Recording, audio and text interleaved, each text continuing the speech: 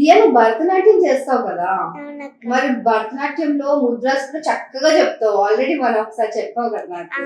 అలా మళ్ళీ చెప్పు నాకు చూద్దాం. పతాకము, త్రిపతాకము, అర్ధపతాకము, కత్తరి ముఖము, మయూరము, అర్ధచంద్రము, అరాలము, సుఖతుండము, ముష్టి, శిఖరము, కవిత్వము, కటకాముఖము, సూచి, చంద్రకళ, పద్మకోశము, సర్పశీర్షము, మృగశీర్షము, సింహముఖము, లాంగూలము, అలపద్మము, చతురము, భ్రమరము, హంసాస్య, హంసపక్షము, సందంశము, ముకూలము, తామ్రచూలము, త్రిశూలం, అసంహిత హస్తాలు 28, సంహిత హస్తాలు 24, అంజలి, కబోతం, కట్కటము, స్వస్తికము, డోలహస్త, పుష్పపుట, ఉత్సాంగము, శివలింగము,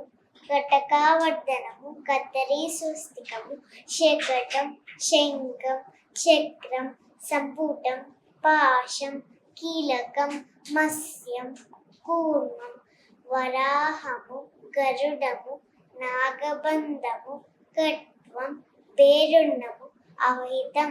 థ్యాంక్ యూ. ఇంత చిన్న ఏజ్ లో ఇన్ని అసలు ఎలా గుర్తున్నాయి నీకు?